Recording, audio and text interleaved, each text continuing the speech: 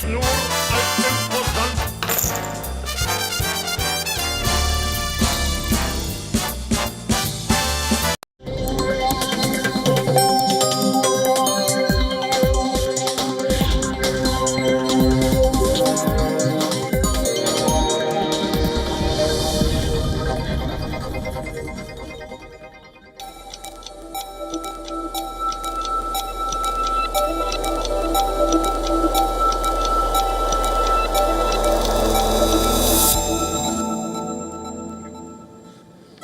Hello and a very warm welcome. You are watching Gravitas with me, Mohammed. Let's get started.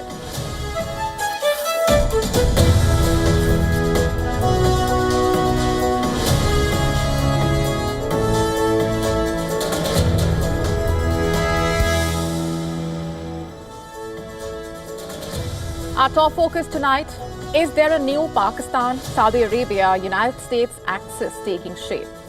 And if it is, we are piecing together the developments first for you and also telling you that if the axis is taking shape, what does that mean for India? What are the larger implications at play here? Getting you the big picture in just a bit. Also on the show for you tonight, we get you a detailed report on how Europe arms suppliers are raking in profits from the Russia-Ukraine war. You don't want to miss this. Also, a special report coming up on the situation in Japan.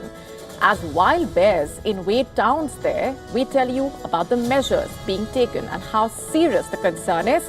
All this and more coming up.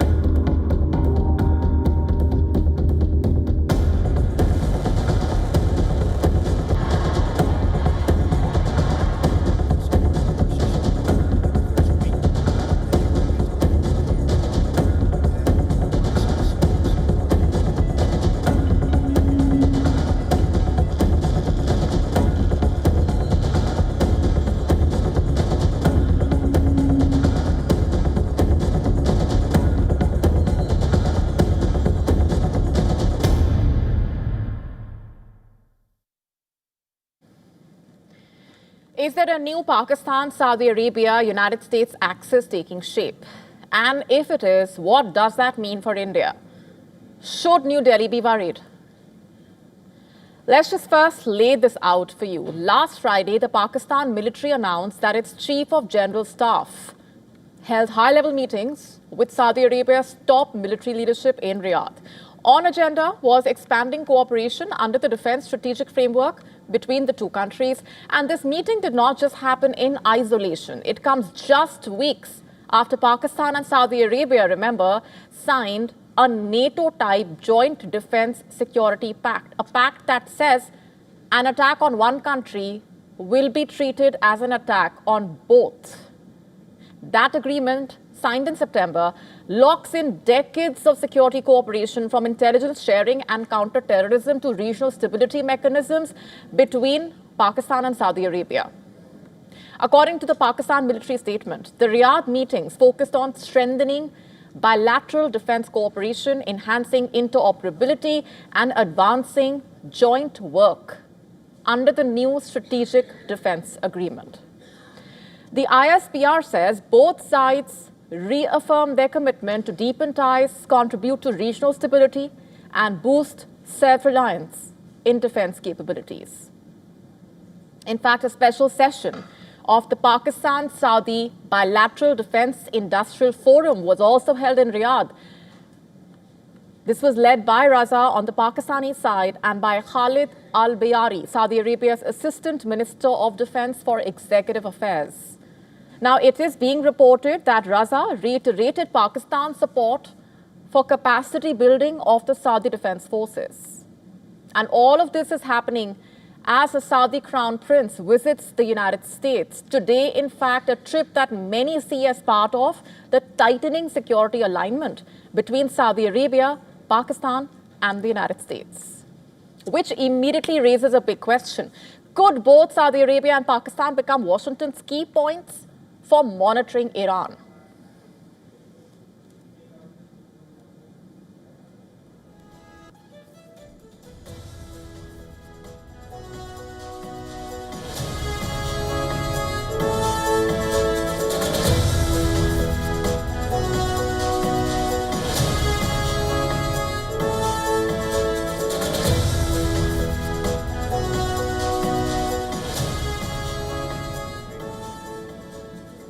There's also the question of what such a triangular security understanding would mean for India.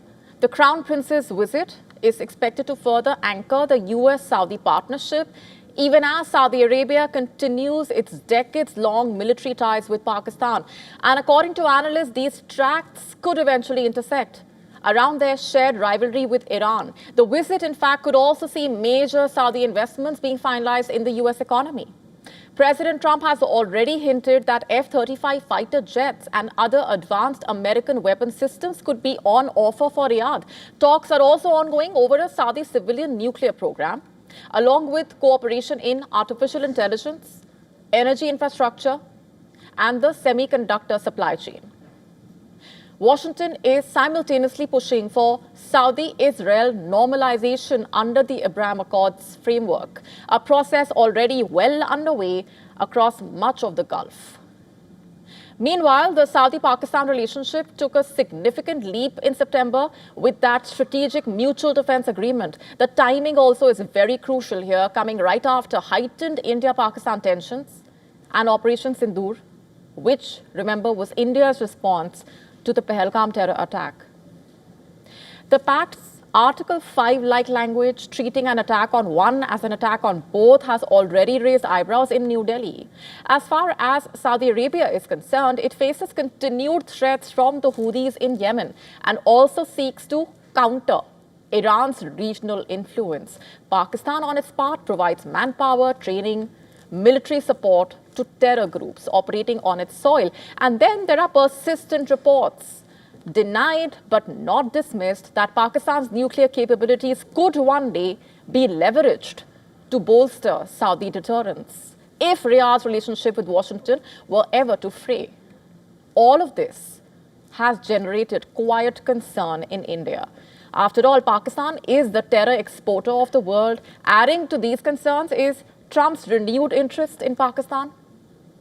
Prime Minister Shehbaz Sharif and the Army Chief, General Asim Munir, were recently in Washington, remember, focused on counter-terrorism cooperation and reviving military-to-military engagement.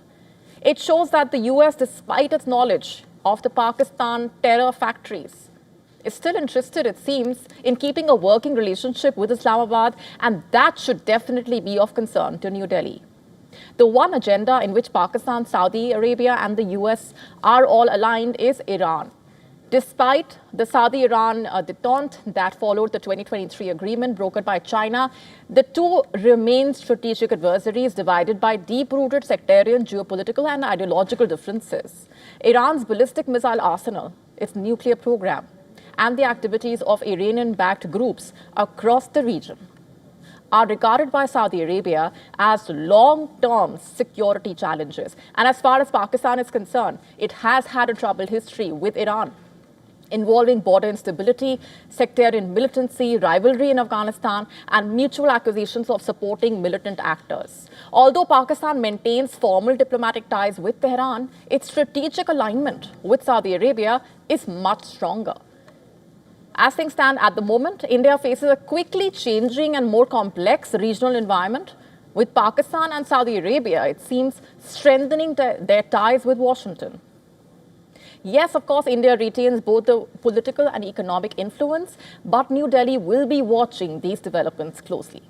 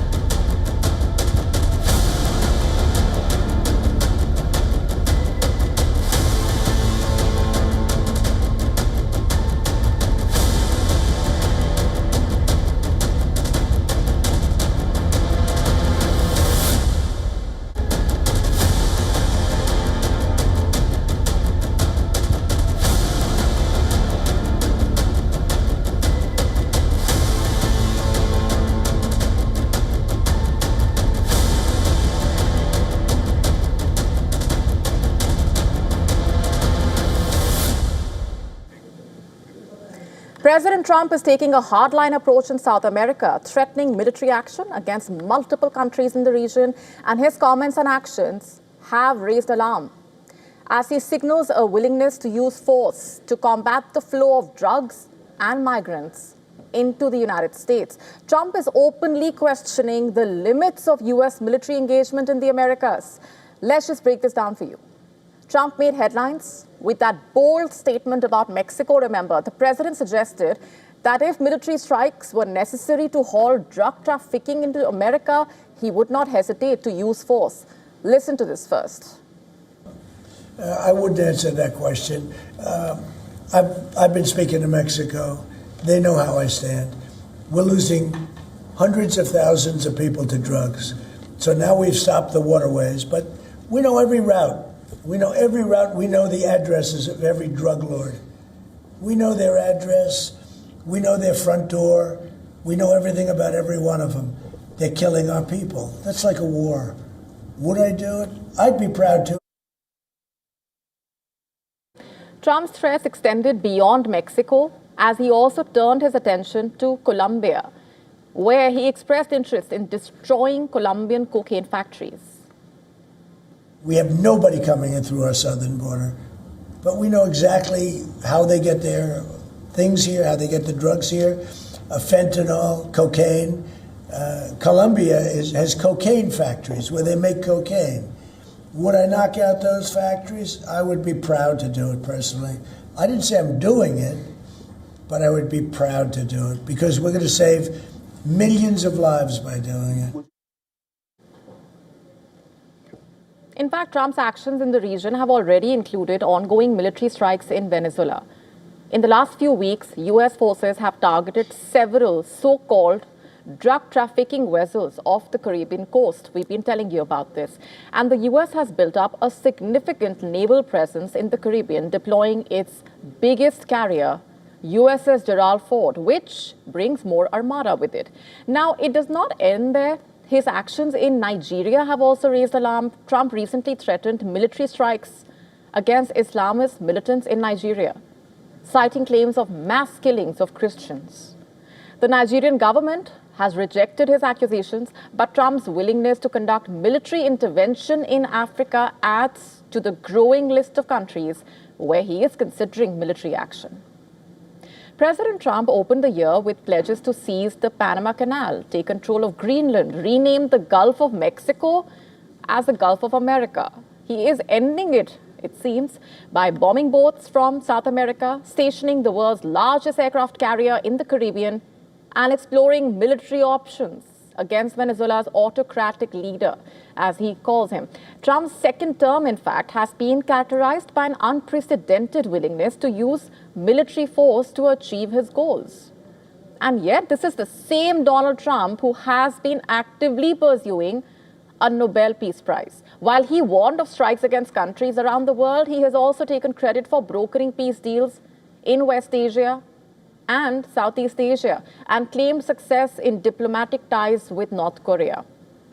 And yet it's the same Donald Trump who has shown open discontent with China's actions in Taiwan, maintaining a strategic ambiguity policy and raising the possibility of military action in the event of a Chinese attack. It's a rather striking contrast that the same leader who threatens military confrontation across the world is also pursuing diplomatic recognition and seeking a peaceful legacy.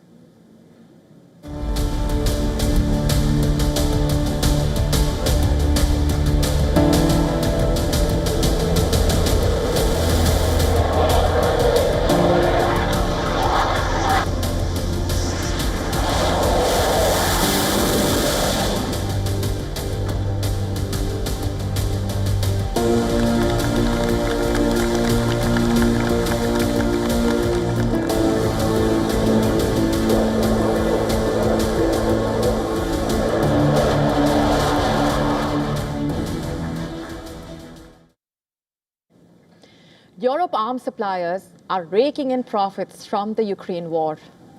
With a collapsing frontline, losing more land each week to Russian advances, it seems, Ukraine is teetering on the verge of defeat. in that nearly 4-year-long war. But as Kiev braces for another brutal winter war, President Volodymyr Zelensky has announced what he calls a historic deal. Ukraine says it is set to receive 100 French-made Rafale fighter jets. The deal is for the next 10 years, a massive defense package signed in Paris with President Macron.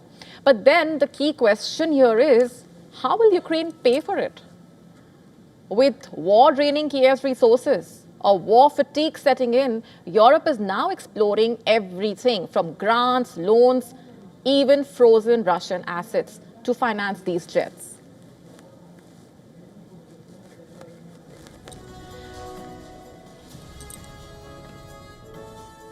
And as a result, European arms suppliers stand to profit massively as long as this war continues. This Rafale deal is not just about Ukraine's defense against Russia. It is about industrial boosts, jobs, and also lucrative weapons market. Let's just zoom into this. Zelensky, on his 9th trip to Paris since the war started in 2022, declared the Rafale deal as a historic moment. The agreement came as Ukraine braces for yet another winter of Russian bombardment, with energy grids, rail networks, civilian infrastructure under constant attack. Every launching system, all this means the protection of each life. It is very important. Also, missile and guided bombs are necessary for our defense. I want to stress the importance of this agreement. This is a strategic agreement that will work for 10 years, starting next year. We understand all the basics of this agreement, political, financial, industrial. It is a historic deal. And the thing is, questioned over the financing of the deal, Zelensky said Ukraine was examining the possible co-production of the French-made jets. The Rafale is a multi-role 4th-generation fighter jet, similar in role to the American F-16, capable of carrying out long-range bombing, dog-fighting tasks in the same mission. It is battle-tested, and France has seen broad success exporting the Rafale, including to India. France has previously provided Kiev with Mirage jets, which form the backbone of France's aerial bomber force. The French aviation firm behind the Rafale is looking to boost its production output to 4 fighter jets per month. And the company has said it has 233 jets still on order as of October 7, reportedly. Now, the agreement signed on Monday is therefore merely a letter of intent in a way, still a way of a concrete purchase, which is why questions have emerged as to how Ukraine will be paying for the French jets. When Ukraine signed a letter of understanding for 100 to 150 Swedish-made jets in October in a letter to the European Union members on Monday, the European Commission president suggested that Ukraine had 3 options, independently or in combination, to meet its financing needs. She said these were grants from a loan funded by EU borrowing or loan linked to the cash balance of frozen Russian assets. The Elysee Palace also said that European financing could be used for the purchases as well as financing from frozen Russian assets. These jets are important for Ukraine's depleting aerial defense capabilities, especially as the war continues to rage unabated overnight. Russian drones sparked fires across the Dnipro, damaging more than 20 vehicles, 6 residential buildings, a media office, a radio studio, local businesses. 2 people were injured. Ukraine's public broadcaster has said its Dnipro office suffered major damage. The roof collapsed, the floors caved in, the windows were blown out. Rail services also were impacted, with reports about damaged train cars and delays across multiple routes there. According to Ukraine's Air Force, Russia launched 4 Iskander-M ballistic missiles and over 110 strikes, as well as decoy drones overnight, of which 101 were reportedly intercepted or jammed by Ukraine. 13 drones, 4 missiles still made impact. Meanwhile, Russia claimed that its forces struck 142 targets across Ukraine. Russian forces struck Ukraine's fuel depots, energy sites, rail hubs, as well as drone storage facilities, positions held by Ukrainian troops and foreign fighters. Moscow says it destroyed tanks, armored vehicles, artillery, and ammunition depots. With the Rafale jet deal, Macron has vowed long-term support to Ukraine, not only military but also civilian and economic cooperation. Zelensky called the signing a historic moment for France and Ukraine. And as Ukraine fights to hold the line, its deal with France is one of Kiev's most significant defense wins. Even as the battlefield situation grows increasingly dire, it also says that European arms suppliers will continue to rake in profits as long as the war continues.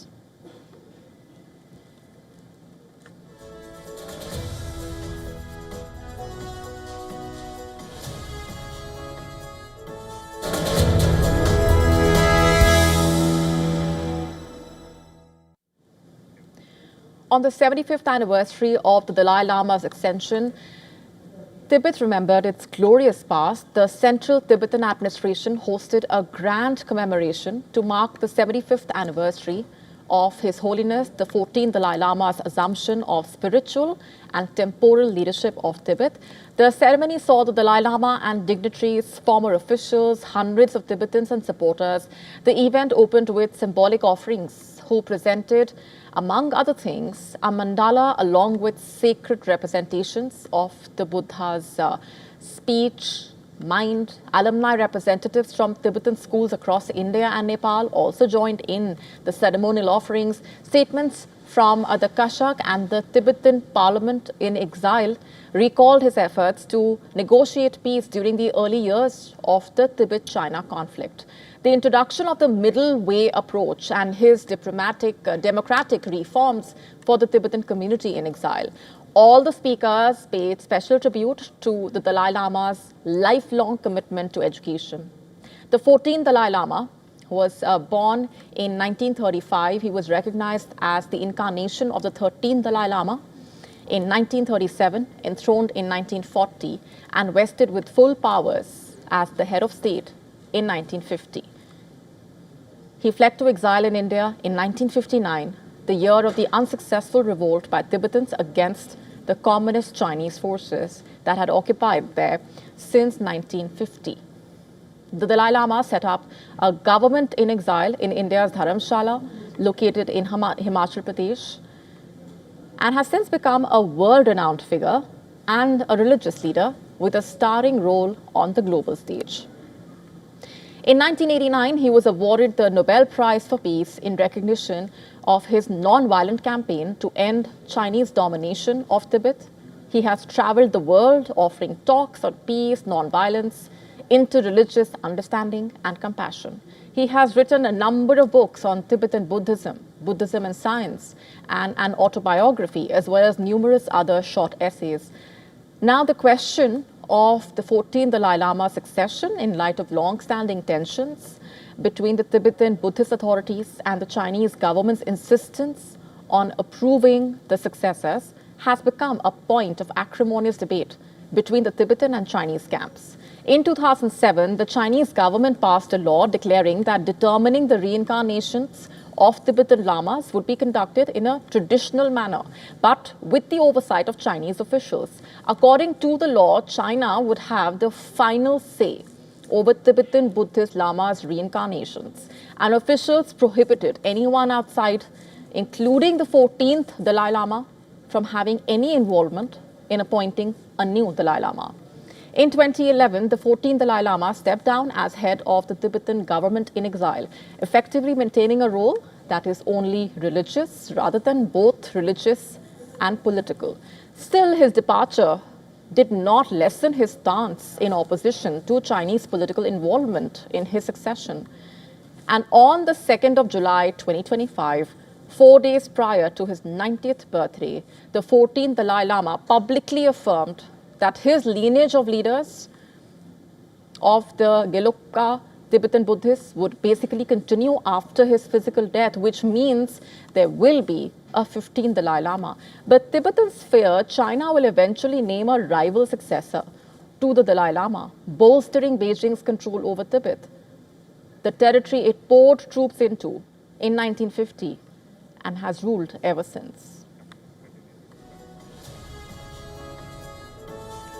Also on the show for you tonight, we are telling you all about the measures being taken by the US, with Trump announcing that US embassies will give visa appointment priority to travelers with tickets for the FIFA World Cup. This is coming up next.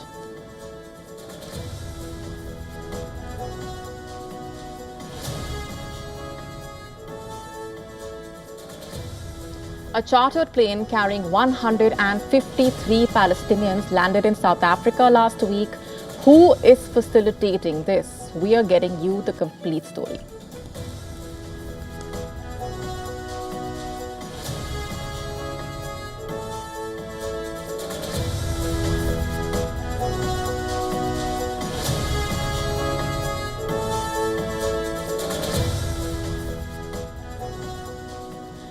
President Trump has announced US embassies will give visa appointment priority to travelers with tickets for the next year's FIFA World Cup. However, the White House has warned that a ticket does not necessarily guarantee a visa to the United States. Listen to the statement first. We're also creating what we're calling the FIFA prioritized appointment scheduling system. That's a hard one for most people to remember, but it's there nevertheless. And this will allow World Cup ticket holders with long wait times to opt with FIFA for a prioritized interview. And I've directed my administration to do everything within the power to make the 2026 World Cup an unprecedented success. In fact, foreign nationals with match tickets may be able to schedule an interview at a US embassy or consulate within 6 to 8 weeks of applying. But rest of the visa process remains the same, as explained by the US Secretary of State. If you have a ticket for any of the games, you need to apply if you haven't done so as soon as possible. Don't wait till the last minute. Your ticket is not a visa. It doesn't guarantee admission to the US. It guarantees you an expedited appointment. You're still going to go through the same vetting. Next year's tournament will run from June 11 to July 19, 2026, and it will be co-hosted by the US, Mexico and Canada, with most matches in the US. The FIFA pass will be welcomed by some countries like Colombia and Mexico that have already qualified for the World Cup. As per the US State Department, travelers applying for US visas in Colombia currently face a wait of approximately 11 months for an interview appointment. In Mexico City, the average wait time is 9.5 months. As of now, it's unclear if the new appointment rules will cover ticket holders from countries whose citizens are mostly or entirely banned from traveling to the United States. In June, remember, Trump signed an executive order banning nationals from 12 countries from entering the US, including Iran. Remember, Iran has qualified for the World Cup. The June executive does exempt athletes and coaching staff traveling for the World Cup and 2028 Olympics. But fans are not mentioned in the order. Nonetheless, the FIFA president estimates that up to 10 million visitors could come to watch the games and says that FIFA wants the entire world to come to watch the tournament. America will welcome the world here next year. We will have between 6 and 7 million tickets sold for the matches. We will have between 5 and 10 million people coming to America from all over the world to enjoy the World Cup. And with this FIFA pass, we can make sure that those who buy a ticket that are legitimate football fans or soccer fans, they can come and attend the World Cup in the best conditions. The serene Japanese countryside has become a new brutal frontline, it seems. A wildlife conflict spiraled into a national emergency, forcing boots on the ground, drones in the skies against a shadow enemy. The country is falling into a bear trap as multiple countries are urging its citizens to be on the watch out when they visit Japan. Take a look.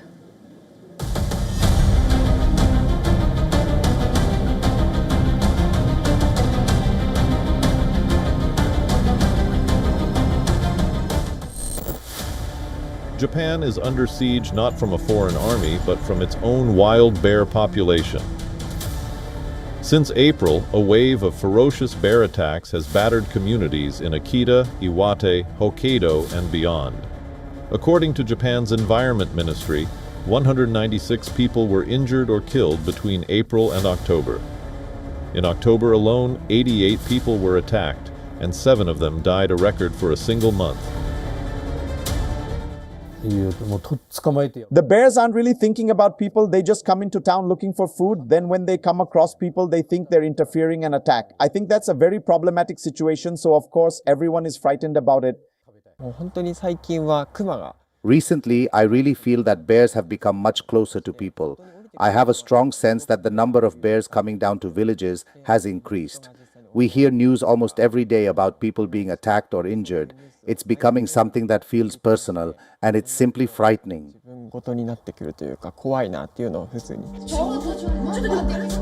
The terror is real. The statistics are grim. Bears are raiding supermarkets. They are killing workers at luxury hot spring resorts. Climate change and a poor acorn harvest have driven the animals, starving and desperate, directly into human communities. The ancient boundary between wilderness and town is gone.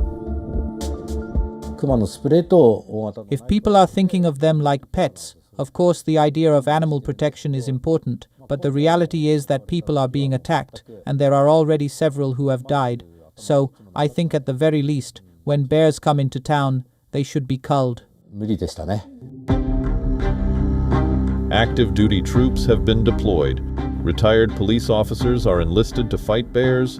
Gun laws have been relaxed, allowing hunters to tackle the menace. Now the authorities are using drones to drive away bears using fireworks. Sound of hunting dogs.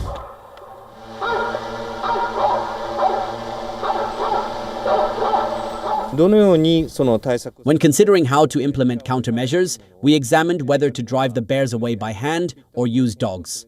Ultimately, we decided on a method that could be enacted immediately, and after careful consideration, we chose to use drones for bear deterrence. The international fallout is instant and severe. The US, Canada, and Hong Kong have issued urgent travel advisories, warning citizens away from the affected mountainous regions. In Japan, tourism is a crucial component of revenue, accounting for 7.5% of the total GDP. The country now faces a profound economic risk of falling into a bear trap.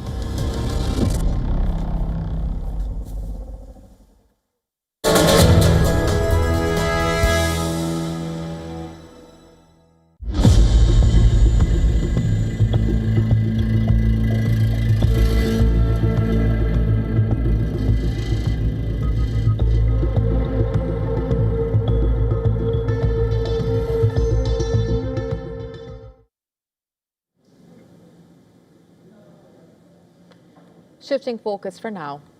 Our next story is about Gaza. What appeared to be an opportunity for Palestinians to escape the misery and devastation in Gaza has instead raised serious questions about how that journey was organized and by whom.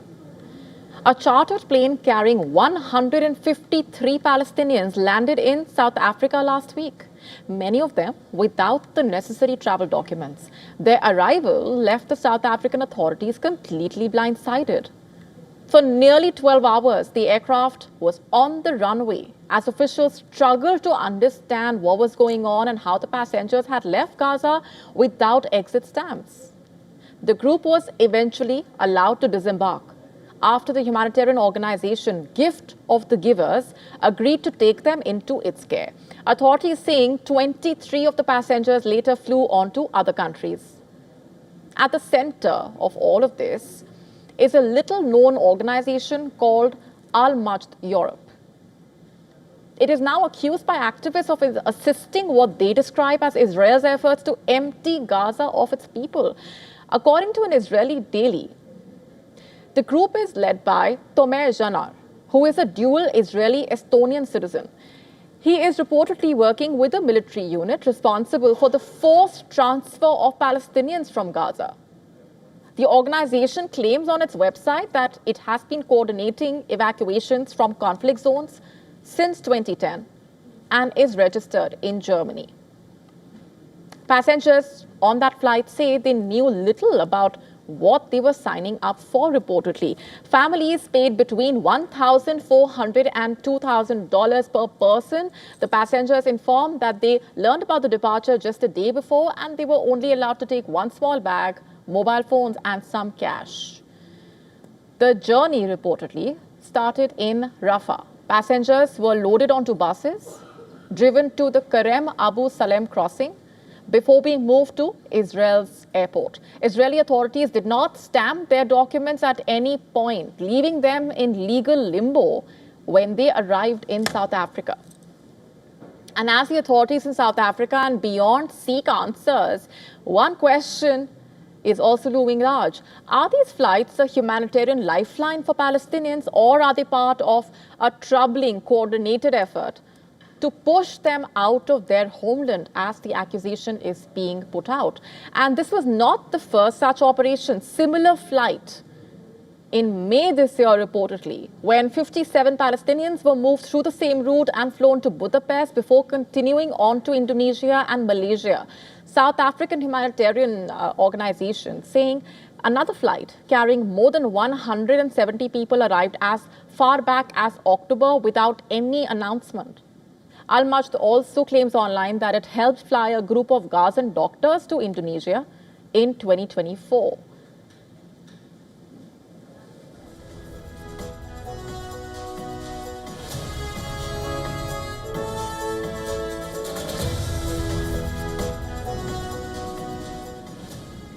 Meanwhile, in central Gaza, amputee footballers are finding strength, purpose, and community on the field, even amid the devastation of the war. A new tournament called Hope is bringing together athletes who refuse to give up on their sport or their future. On a dusty field in Deir al-Bala, Palestinian amputee footballers lift their crutches and step into a game that means far more than just winning. Many of these athletes lost their limbs years ago during the Great March of Return, and others were injured in that 2-year war that has ravaged Gaza.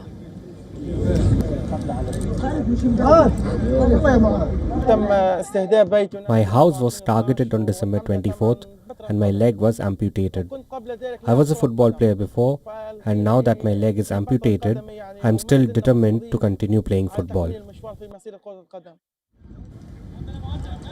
With the border crossings closed and international competitions out of reach, this local match has become their World Cup. Once the whistle blows, the field transforms. Players swinging forward on their crutches, sending passes across the grass, fighting for every ball, every second, every chance to feel whole again. Near the goal, a keeper's prosthetic arm rests beside the post, a symbol of both loss and determination.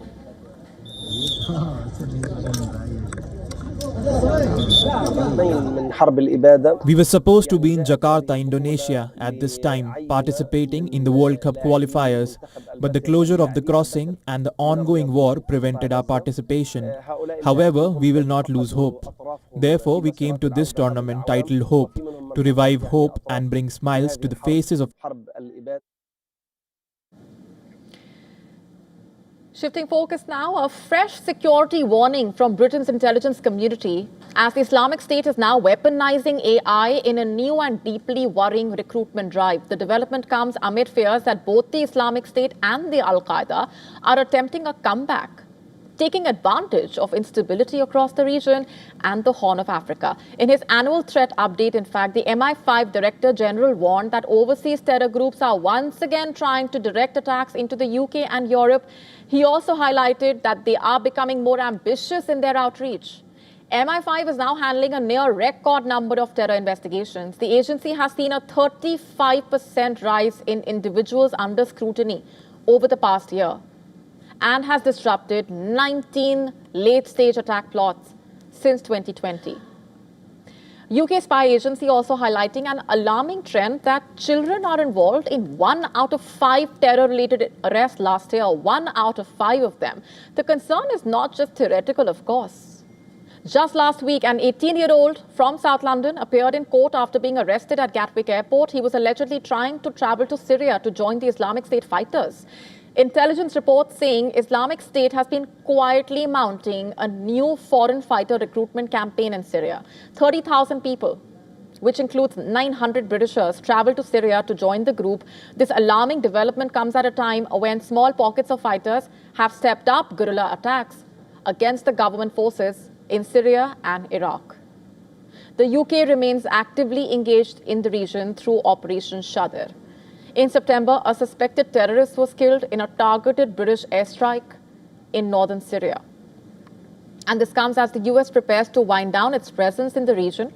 But the concern for the British security services is big. Islamic State propagandists may now be more capable than ever of reaching, radicalizing, and recruiting a new generation with AI in their armada.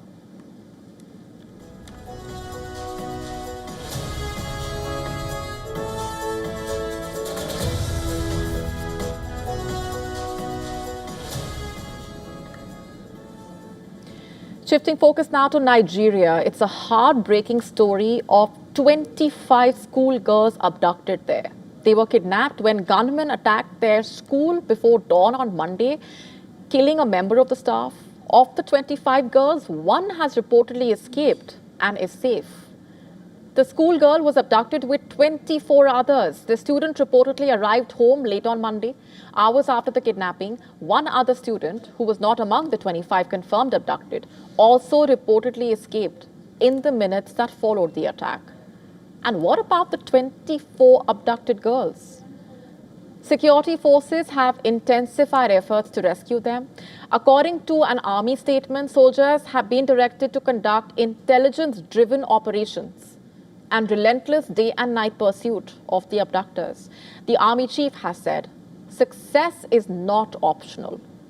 No group has reportedly claimed responsibility for taking the missing girls. But analysts and locals saying it could be one of several gangs that often target schools, travelers, and remote villagers in kidnappings for ransoms. Authorities have said they include mostly former herders who have taken up arms against farming communities after clashes between them over increasingly strained resources. And let's just take a step back here and look at the bigger picture. Mass school kidnappings are not uncommon in northern Nigeria. And according to analysts, schools are often targeted by the gangs to gain more attention. Analysts and residents blame the insecurity on rampant corruption that limits weapon supplies to security forces, the failure to prosecute attackers, and the porous borders that ensure steady weapon supplies to gangs. For now, it's a race against time to find those 24 children. And for more on this, our correspondent getting us this report.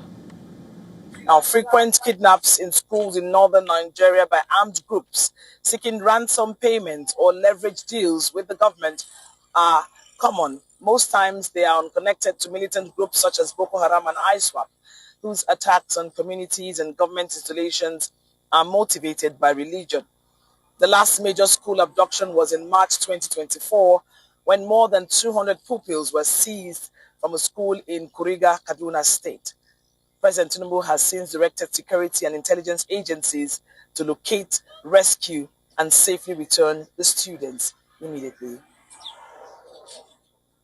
From Lagos, Nigeria, Louisa Olani, WION, World is One.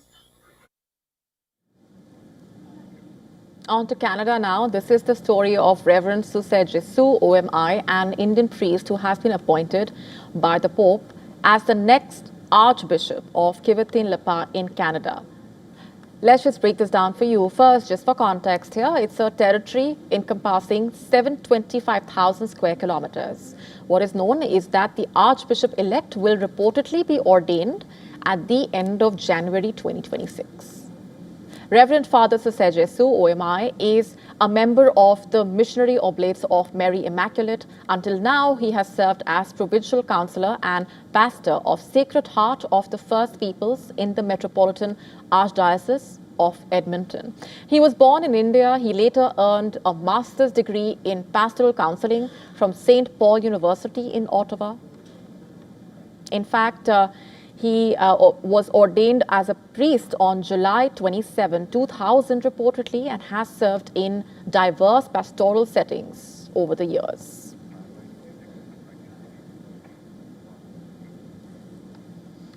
In Tehran, a quiet revolution is playing out.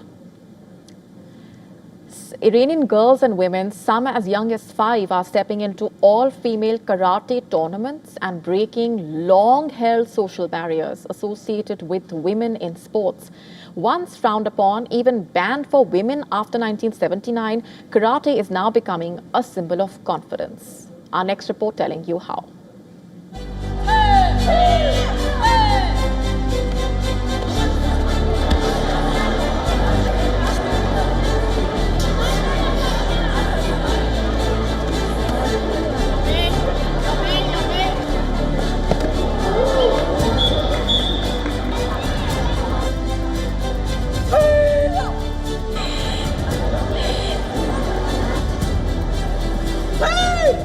اعتماد به نفسی که میگیرن از اینش متاسفانه جامعه ما الان دختراش جوری شدن که متاسفانه اعتماد به نفس ندارن و عدم اعتماد به نفسشون باعث میشه که بتونن به هر چیزی آری بگن، بله بگن و وقتی میان که خودشون این عزت نفس و اعتماد به نفس رو به دست میارن این خودش سکوی پرتابی براشون.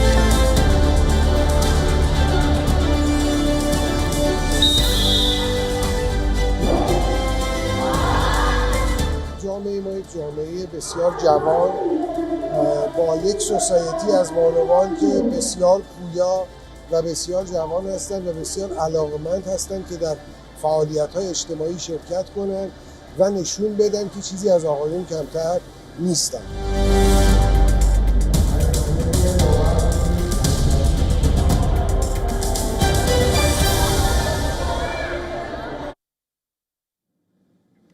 Our next story is about a cosmic intruder barreling through our solar system, a Manhattan-sized object, shrouded in secrets. Now NASA is about to unveil the secrets, it seems, humanity's sharpest ever peek at an interstellar invader. It's just days away. The truth could shatter everything we know about the cosmos.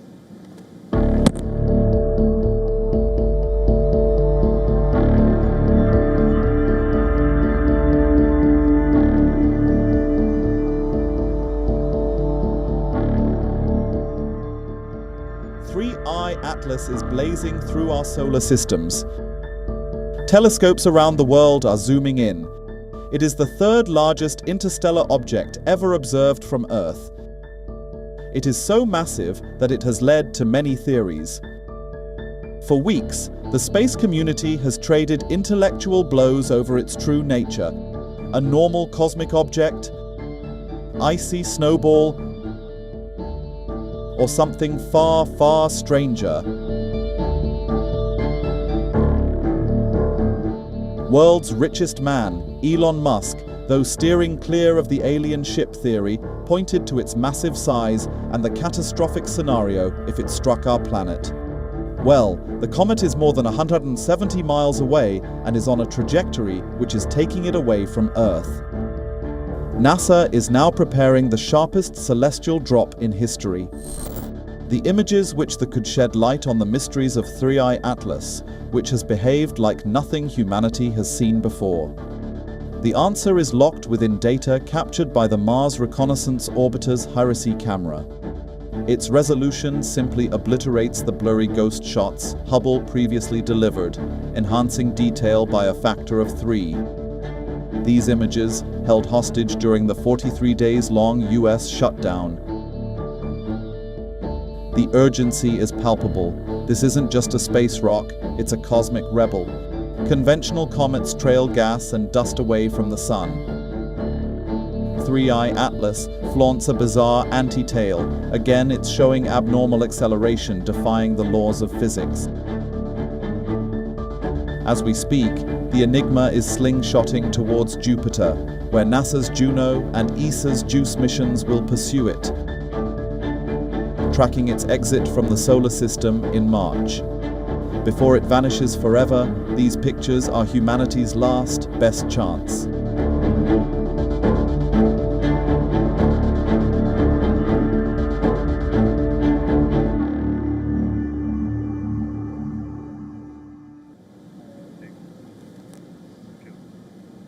A major outage unfolded with users being unable to log on to a host of websites and platforms, including X, Spotify, ChatGPT, among others.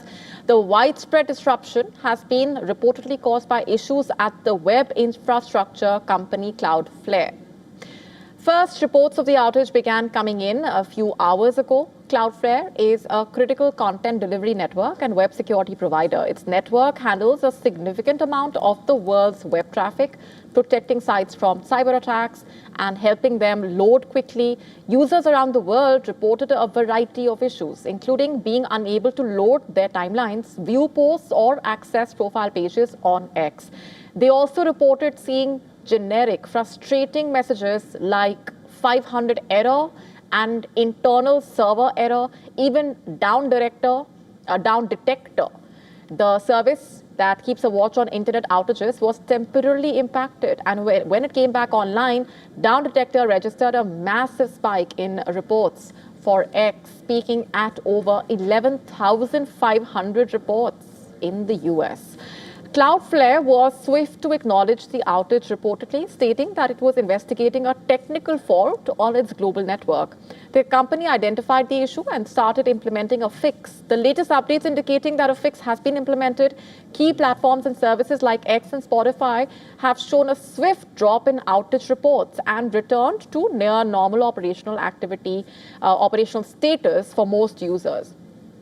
Other platforms like ChatGPT still face some ongoing service restoration efforts for application services customers.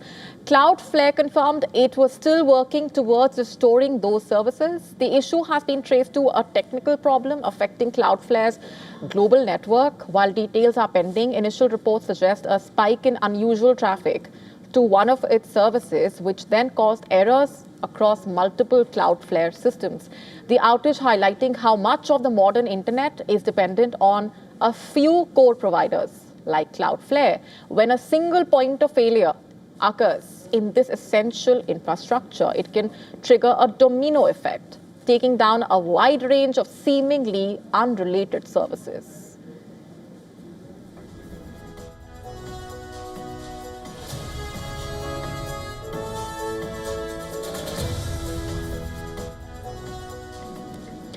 The sell-off in cryptos deepened on Tuesday, with Bitcoin crashing below the $90,000 mark for the first time in 7 months.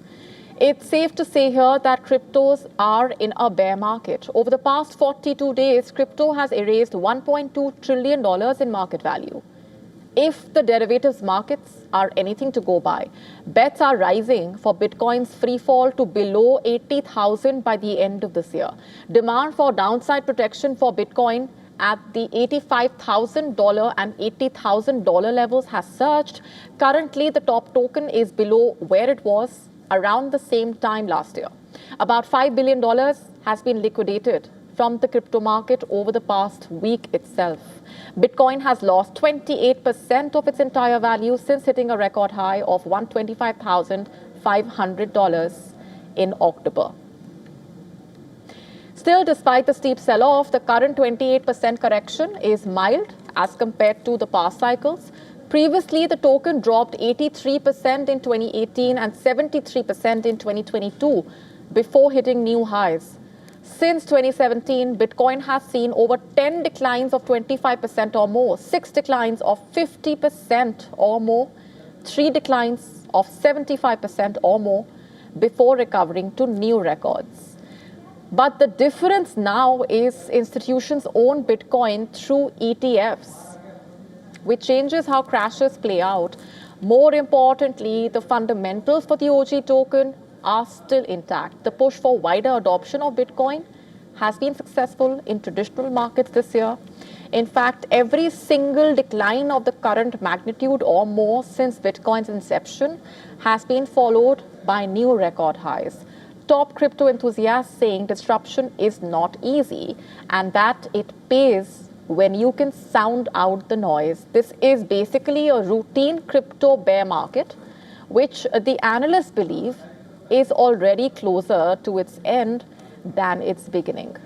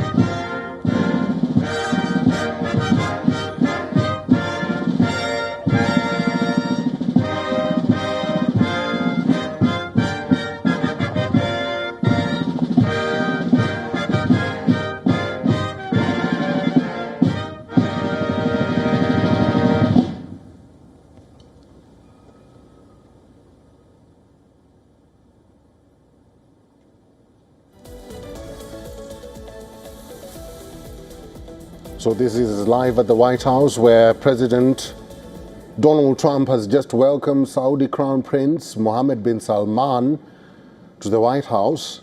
This is his second visit. He visited America in 2018. This is a historic visit in its own right, as this would be the first time the Saudi Crown Prince will be in the White House in more than 7 years. The powerful Crown Prince last visited Washington in 2018, months before the murder of dissident journalist Kamal Khashoggi at a Saudi consulate in Turkey.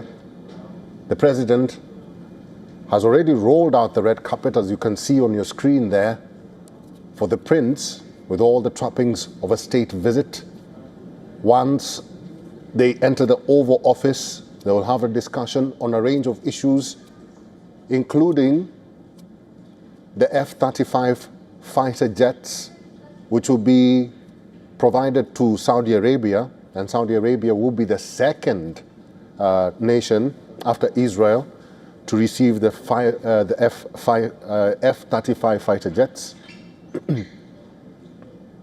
Donald Trump was in Saudi Arabia, and he was accorded the same treatment as he is according the prince. And once again, this is the second time the prince is visiting the United States of America. He last visited in 2018, and now he has once again gone to the White House to have a range of discussions which include defense, technology for Saudi Arabia, and also people-to-people exchanges between the two countries. Remember, this is a significant trip or a state visit by the Crown Prince of Saudi Arabia. Let's talk to our correspondent, Susan Teherani. Susan Teherani, the state visit by Saudi Crown Prince has just begun. We saw what President Donald Trump did, rolling the red carpet for the prince. The significance of this visit to America and to both countries, Susan. Very significant indeed, Eric. And you see that President Trump is pulling all of the stops for Prince bin Salman's visit to the United States. Of course, his first, as you mentioned, since President Biden was in office. Now, it's important to note that for the United States, discussions about Saudi Arabia joining the Abraham Accord and normalizing ties with Israel is very important. But it also is significant for the Trump administration and somewhat a victory that bin Salman lands in Washington just one day after the United Nations Security Council adopted a resolution, a U.S.-backed resolution backing President Trump's 20-point peace plan for Gaza. So it sort of puts bin Salman in a situation where President Trump wants normalization of ties. Bin Salman and Saudi Arabia want the F-35